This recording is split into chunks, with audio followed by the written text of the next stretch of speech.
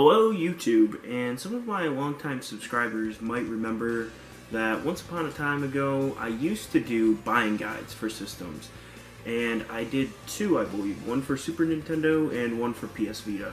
So I figured, why don't I start doing those again, because those were a lot of fun and I enjoyed making them, and there was no reason for me to stop making them, honestly.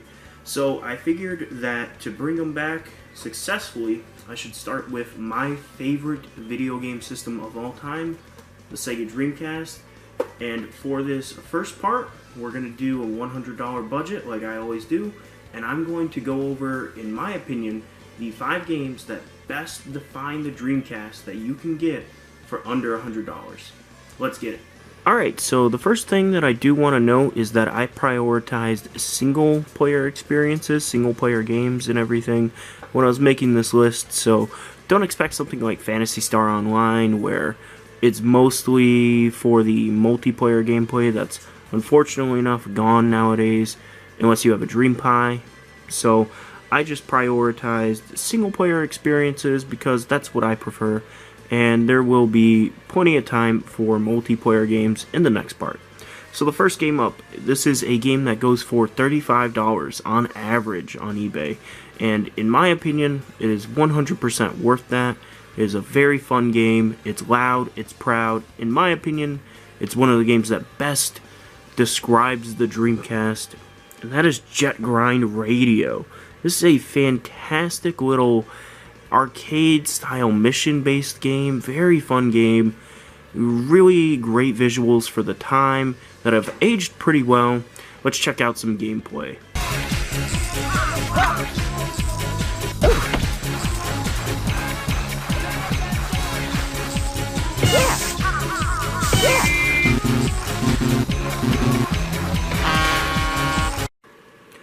So Jet Grind Radio uses $35 of our budget, right there around close to, I believe, 1/3 of our budget is already used up, unfortunately enough, but thankfully enough, the next games are cheaper. So the next game on our list is a game that a lot of people cite as the definitive Dreamcast game.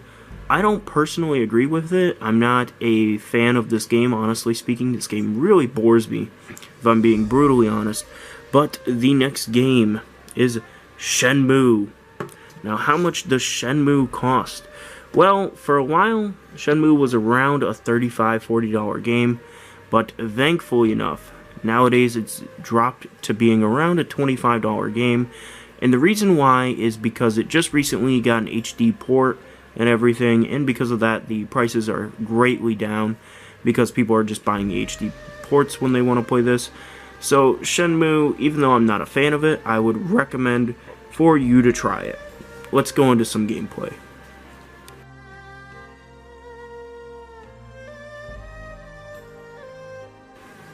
Alright, so next up, for $20, so we're now at $70 exact US.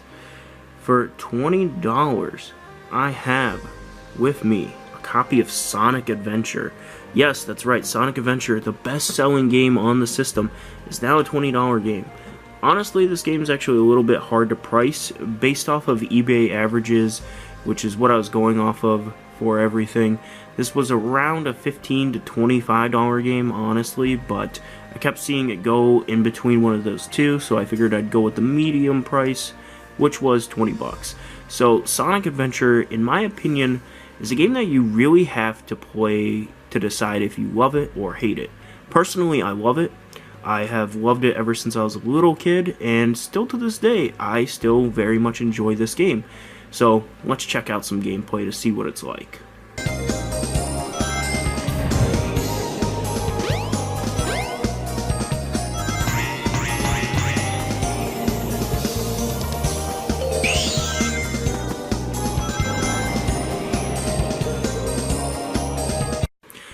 Alright, so next up here, this was another launch game, but it's another game that really defines this system, and it's Crazy Taxi. Now, a lot of people might be wondering, why would I get the Dreamcast version of Crazy Taxi? Well, the honest truth of the matter is that this is still, in my opinion, the best version of this game And the reason why is because this is pretty much the only version that actually has the original soundtrack on it. And if you've ever played this game, you know how important that soundtrack is. That soundtrack just goes so well with this game.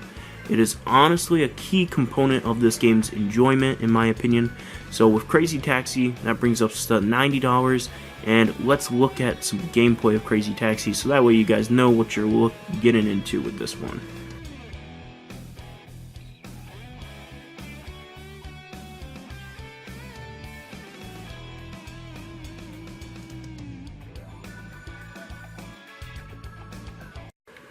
Alright, so lastly, we have $10 exact.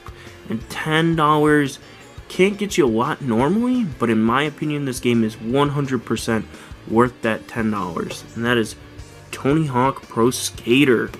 I love this game, and this is the best version of this game, believe it or not, because this one runs at 480p, unlike a lot of other versions, so it looks very nice. The visuals are very crisp. Just great looking visuals.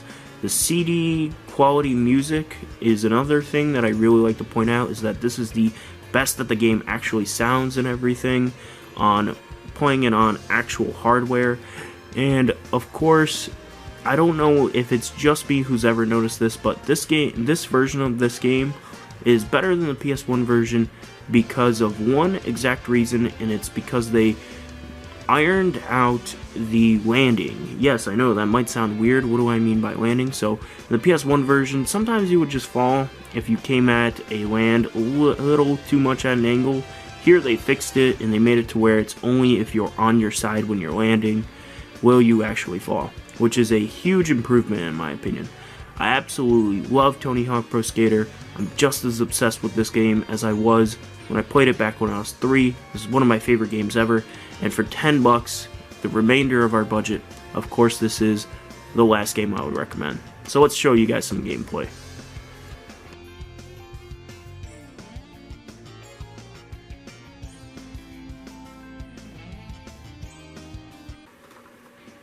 Alright, so that wraps it up for part 1. Be sure to subscribe for part 2, because that one's just going to be about the best cheap games that you can get, the $5, $10 games, the stuff that you would want if you already have these essential games in your collection, but you just want to strengthen up your collection, add another 10, maybe 15 games to your collection. Be sure to subscribe for that, and then on top of that, be sure to like this video. Let me know in the comments down below, what did you guys think about this buying guide? Do you guys like these videos? Do you guys dislike them? Let me know so that way I know to keep making them for you guys, or if I should stop making them. But yeah, so have a wonderful day, YouTube, and peace.